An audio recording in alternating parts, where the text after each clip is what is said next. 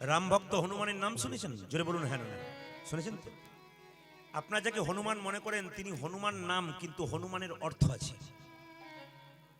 এইদিকে মায়েরা, হনুমান মানে কি? হনুমানে হনন, মান মানে সম্মান। যে তার মান সম্মান অভিমান অহংকার ভগবানের চরণে দিতে পেরেছে তিনি হনুমান। হনুমান মানে কোনো মানুষের কথা বলিনি, হনুমান মানে কোনো পশুর কথা বলিনি। সেই হনুমান যার মান সম্মান অভিমান অহংকার ভগবানের চরণে নিমজ্জিত করেছে তিনি হচ্ছেন হনুমান। ভগবানকে ভালোবাসতে হবে। আপনি শুধু নিজেকে ভালোবাসবেন তা বললে হবে না, ভগবানের কথা ভাবতে হবে।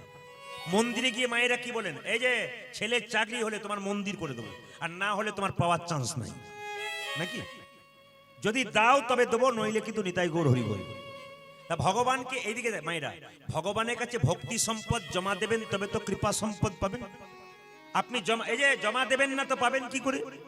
ব্যাংকে টাকা জমা দেবেন তবে তো লাইনে দাঁড়াবেন, আর টাকা জমা দেবেন না লাইনে দাঁড়াবেন তাহলে তো আপনাকে পুলিশ দিয়ে ঘাট ধাক্কা দিয়ে বের করে দেবে। গোবিন্দের চরণে ভক্তি সম্পদ দিন, ভগবান আপনাকে কৃপা সম্পদ দেবে। আপনি কিছু না দিলে আপনাকে দেবে কি? এই জন্য মায়েরা, প্রথম প্রশ্ন আপনাদের কাছে, মায়ের মনটা অনেক বড় হবে তবে ছেলের মন বড় হবে। আর মায়ের মন যদি ক্রিটিসাইজের মন হয়, খুব সংক্ষিপ্ত মন হয়, তাহলে দেখবেন বাচ্চার মনটাও কিন্তু সেরকমই হবে। এখানে একটা সুন্দর কথা সারদা মা বলেছেন যে নিজে অপরের দোষ দেখবার আগে নিজের দোষটা তুমি দেখো। যদি নিজের দোষ কেউ মুক্ত করতে পারো, জগতের সবাইকে তুমি ভালো দেখবে। আর তুমি যদি নিজেই দোষী হও, জগতের সবাইকে তুমি দোষী ভাববে। একজন চোর রাস্তাতে পেরোলেই মনে মনে ভাবে ওই বেটা আসছে, ও বোধহয় আমার লাইনেরই লোক বটে, এ কিন্তু ভাবে। একজন সাধু রাস্তা দিয়ে পেরিয়ে গেলে, কেউ তিলক নিলে বলবে বাহ, এ বোধহয় আমার রাস্তার মানুষ বটে। এই জন্য আগে নিজেকে সুন্দর করুন। কি সুন্দর করুন? ভেতরটাকে সুন্দর করুন। বাইরেটা সুন্দর করে কোনো লাভ নেই। ও যেটা আপনি সুন্দর করছেন, এক সময় দেখবেন মেয়েরা দেখতে কালো হয় কিংবা খারাপ হয়, দেখবেন দিব্যি স্নো পাউডার খুব সুন্দর নিচ্ছে, আয়না নিয়ে নেয় না, এমনি করে খুব যত্ন করেন। ভগবান লক্ষ্মীকে বলছে, লক্ষ্মী দেখো যে বাড়িটা দিলাম ওর পছন্দ নয়, আবার চুনকাম করছে। যতই চুনকাম করো না কেন, জলে ধুয়ে দিলেই নিতাই গৌর হরি বল, যে কালারটা উনি দিয়েছেন সেইটাই রয়ে যাবে। ওই জন্য আপনাদের কাছে নিবেদন রইল, আপনি কালার চেঞ্জ করুন আর যা করুন, উনি যে কালার দিয়েছে ওই কালারের উপরে কিছু নেই। দেখবেন টিভি দেখছেন, আপনি সিরিয়াল দেখছেন, একটা খুব নাম করা সিরিয়াল হচ্ছে, নাম করব না, আপনি খুব মন দিয়ে দেখছেন, হঠাৎ কারেন্টটা চলে গেল, আপনার কি মনে হবে? হাতের কাছে যা আছে তাই দিয়ে ছুঁড়ে মারি, কিন্তু টিভিটা তোমার, ফ্রিজটা তোমার, কিন্তু কারেন্টটা কি তোমার? টিভি ফ্রিজ আমার, কিন্তু কারেন্টটা কি আমার? লক্ষ্য করুন, একটা কোটি টাকার পেয়ে 1000 টাকার টিভি বা ফ্রিজ থেকে কারেন্ট চলে গেলে ওটা যেমন ফাঁকা বাক্সের মতো পড়ে থাকে, দেহ টিভি থেকে আত্মা নামক কারেন্ট চলে গেলে ওটাও নিতাই গৌর হরি বল, হরি বল। তবে শুনে রাখুন, টিভি ফ্রিজ থেকে কারেন্ট চলে গেলে আবার কারেন্ট আসার সুযোগ আছে ভাই। দেহ টিভি থেকে প্রাণ চলে গেলে আর আসার কোনো সুযোগ নেই। ওই জন্য পেয়েছো যদি খুব আনন্দ করে মানুষ জন্ম, তবে অবহেলায় হারিয়ে দিও না। কিছু কাজ করে যাও যেন তোমার মৃত্যুর পর মানুষ তোমাকে আনন্দ দিতে পারে। যেমন বলে দিই, কেউ মারা গেলে সে স্বর্গে যাচ্ছে না নরকে যাচ্ছে, মায়েরা জানবেন কি করে? দেখবেন তাকে দেখলেই বুঝে দেবে। যেমন দেখবেন কেউ যদি মারা যায়, আপনার দেখতে যান, কি বলেন, এমন বিভৎস মারা গেছে, মুখটা বিকৃত হয়ে গেছে, আপনার বলবেন বাবা দেখার পর 3 দিন ঘুম হলো না গো, জানবেন ইনি যাচ্ছেন নরকে। আর আপনার মৃত্যুর পর যদি আপনি ঘুমাচ্ছেন, মনে হবে ও মা দেখলাম যেন ঘুমাচ্ছে গো, মরেনি, জানবেন ইনি যাচ্ছে স্বর্গে। এই জন্য জন্ম হোক যথাযথ, তোমার কর্ম যেন ভালো হয়, কর্ম ভালো হলে মৃত্যুটা খুব সুন্দর হবে। আপনার মৃত্যুর পর যখন এই গ্রাম থেকে নিয়ে যাবে, গ্রামের লোক যদি বলে বেটা মরে গেল ভালো হলো, খুব দুষ্ট ছিল, জানবেন ইনি নরকে যাচ্ছে। আর আপনার মৃত্যুর পর যদি লোকে বলে আহা হা, যা হোক না হোক মানুষটা খুব ভালো ছিল গো, খুব কৃষ্ণ ভক্ত ছিল, ইনি যাবেন স্বর্গে। তার মানে কি? দশচক্রে ভগবান। ওই জন্য আপনাদেরকে বলি মা, জন্ম হোক যথাযথা, কর্ম যেন ভালো হয়। প্রমাণটা দেখুন, আপনাদের প্রমাণ দিয়ে দিই, ছোট্ট প্রমাণ। হনুমানের কথা যখন বললাম, হনুমান যখন সীতাকে উদ্ধার করলো, হনুমানকে তখন সীতা কি করলো? একটা মতির মালা দিল। যেই না হনুমানকে মতির মালা দিয়েছে, হনুমান মতির মালা পেয়ে কি করলো দেখুন। সীতা মা বলল, হনুরে তুই যখন আমাকে উদ্ধার করলি, আমি তোকে মতির মালা দিলাম। হনুমান মতির মালাটাকে নিয়ে প্রথমে কপালে ঠেকালো, তারপর কানে ঠেকালো, তারপর চোখে ঠেকালো, নাকে ঠেকালো, তারপর জিভ দিয়ে চেটে চেটে দেখলো, তারপর দাঁত দিয়ে কেটে কেটে ফেলে দিল। সঙ্গে সঙ্গে সীতা বলছে, হনু এ তুই কি করলি? লক্ষণ সীতাকে বলছে, মা কাকে তুমি মতি দিয়েছো? এ তো মতির মানে বোঝে না। বানরে সপিলে মতি, মতিতে তার নাইকো মতি। অনাসে কাটে তারে দন্তে, তারে দন্তে। শিশু মানে না দেবতাই, মানুষ পূজে তারে জ্ঞানবন্তে। একটা বাচ্চা ছেলেকে মন্দিরে বসিয়ে দিন, ও দেখবেন পায়খানা প্রস্রাব করে দেবে। কেন বলুন তো? ও তো মন্দিরের মানেই জানে না। এই জন্য বলছে বানরে সপিলে মতি, মতিতে তার নাইকো মতি। বানরকে মতির মালা দিয়ে ও কি বুঝবে? ও তো দাঁত দিয়ে কেটে দেবে। অতুল্য ধন তুলসী রে, তুমি যারে তুলসী রে, কুকুরে কি তার মান্য রাখে? মানে দেখবেন আপনি যে তুলসীর মালা কণ্ঠে নিচ্ছেন, কুকুর দেখবেন ওই তুলসী গাছের উপর প্রস্রাব করে। কেন বলুন তো? কুকুর তো তুলসী গাছের মানে বোঝে না। ওই জন্য বারবার হনুমানকে অপমান করছে লক্ষণ, এ তো কুকুরের মতো। সীতা তখন রেগে গিয়ে বলল, এ হনু তুই বল, কেন তুই আমার দেওয়া মালাটাকে অপমান করলি? হনুমানের বক্তব্য শুনুন, পশু হয়ে কি সুন্দর বলছে, মাগো তোমার মালা কি আমি কোনোদিনই অপমান করতে পারি? এ মালা যখন তুমি দিলে আমায়, এ মালা তুমি দিলে বলে আমি প্রথমে প্রণামে করলাম। এ তো যেমন তেমন মালা নয়, এ তো আমার মায়ের দেওয়া প্রেমের মালা, ভালোবাসার মালা। তো এই মালা প্রথমে আমি কপালে ঠেকালাম, আমি কানে ঠেকালাম। কেন জানো? এ মালাতে রাম নাম শোনা যায় কিনা দেখছিলাম। দেখুন দেখুন দেখুন কত বড় ভক্তরা হনুমান। চোখে ঠেকালাম কেন জানো? এ মালাতে রাম দেখা যায় কিনা দেখছিলাম। আমি নাক দিয়ে শুকে দেখলাম কেন জানো? এ মালাতে রাম অঙ্গের গন্ধ পাওয়া যায় কিনা দেখলাম। জিভ দিয়ে চেটে চেটে দেখলাম কেন জানো? জিভ দিয়ে চেটে চেটে দেখলাম কেন জানো? রাম চরণের তুলসীর স্বাদ পাওয়া যায় কিনা। যে মালাতে রাম দেখা যায় না, যে মালাতে রাম নাম শোনা যায় না, যে মালাতে রাম অঙ্গের গন্ধ পাওয়া যায় না, সে তো অলংকার নয়, আমার কাছে কলঙ্কের হার। তাই আমি দাঁত দিয়ে কেটে কেটে ফেলে দিলাম। লক্ষণ হনুমানের হাত ধরে বলছে, হনুমান রে, এতদিন আমার মনে বড় অহংকার ছিল, রাম আমার দাদা, আমি তার ভাই, আমি ভগবানের ভাই, কিন্তু আজকে বুঝে নিলাম তুই আমার চাইতে বড় ভক্ত। আচ্ছা হনুমান, তুই যদি রামকে এত ভালোবাসিস, তবে কি তুই হৃদয় মাঝে রামে দেখাতে পারবি? লক্ষণকে হনুমান বলল, লক্ষণ তোমার তীরটা দাও, ধনুকটা দাও। যেই না তীরটা নিয়েছে, হনুমান বক্ষ বিদীর্ণ করেছে, আর দেখলো একা শ্রীরাম নয়, দেখে সীতারাম যুগল মিল, দেখি সীতারামে যুগল মেলো, সীতারামের যুগল ও মিল। দেখে সীতারামের যুগল মিলন, হনুমানের হৃদয় মাঝে সীতারামের যুগল মিল।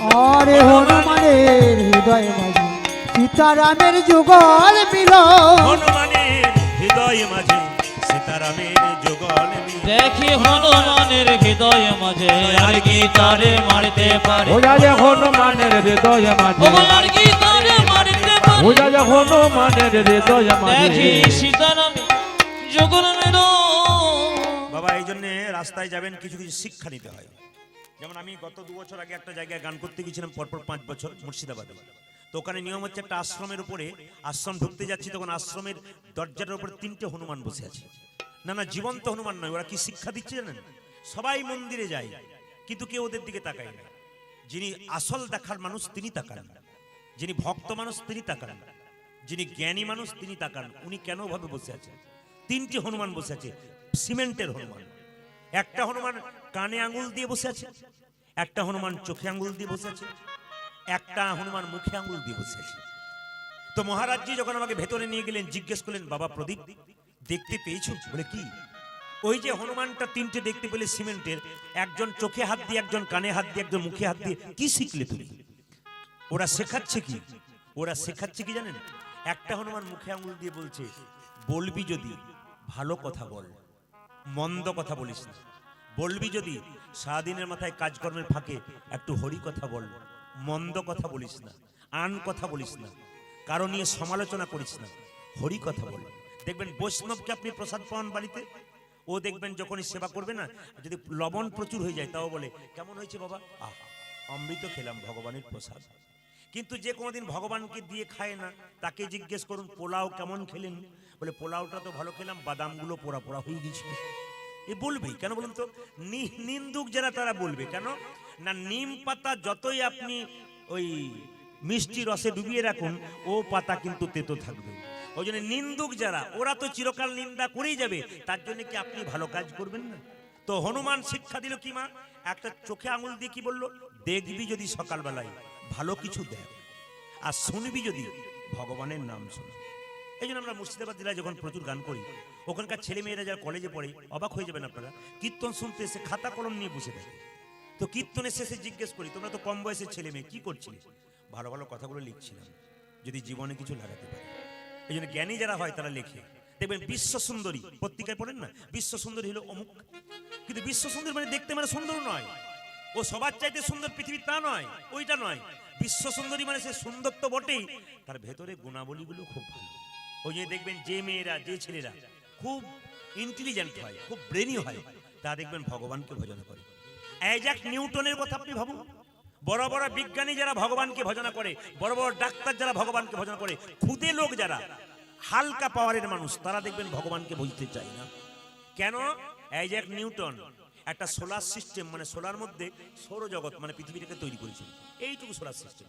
তোর বন্ধু এসে বলেছিল, নিউটন তোমাকে ধন্যবাদ জানাই, দারুণ করেছো দারুণ, তোমাকে অসংখ্য ধন্যবাদ জানাই। নিউটন বলল, থামো, আমাকে ধন্যবাদ জানার আগে উনাকে ধন্যবাদ জানাও যিনি এত বড় সৌরজগৎটা তৈরি করেছেন।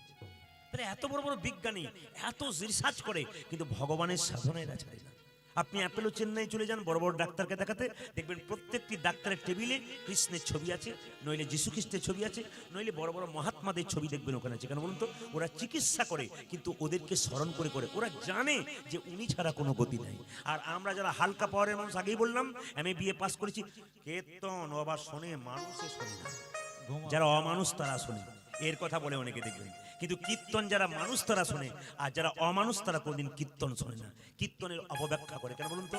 হনুমানকে দেখবেন আপনি যখন নারকেল দিয়ে দেবেন, হনুমান সব খায়, নারকেল পেলে দেখবেন থুড়ে ফেলে দেয়। বলে কেন বলুন তো? না, নারকেলটাকে দেখবে এদিক ওদিক নাড়বে, তারপর ফেলে দেবে। কেন? ও জানে না যে ভেতরে শ্বাস জলে ভরা আছে। হ্যাঁ, এই জন্য হনুমানের মতো কিছু মানুষ আমাদের সমাজে আছে যারা হরিনামটাকে বুঝতেই পারে না, নারকেলের মতো এক পাশে ফেলে দিয়ে চলে যায়। এর ভেতরে যে প্রেম রস আছে এ কথা তারা কোনোদিন ভাবতে পারে। এই জন্য যদি শুনবে তাহলে ভালো কথা শোনো, বলবে যদি ভালো কথা বলো।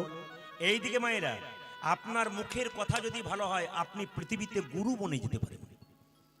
আপনার মুখের ভাষা যদি ভালো হয় তাহলে দেখবেন পৃথিবীতে আপনি গুরু হয়ে যেতে পারেন। আর মুখের ভাষা যদি আপনার খারাপ হয়ে যায়, 1 মিনিট আপনি শত্রু হয়ে যেতে পারেন। প্রমাণ দেখে নিন, আমাদের শরীরে মানে মুখের মধ্যে কটা দাঁত আছে? 44টা। 2-4 জন বলছে তাহলে হতে পারে বোধহয়, ওই জন্য বসে বসে ভাবছি। একজন খুঁজছে, না তা তো হবে না।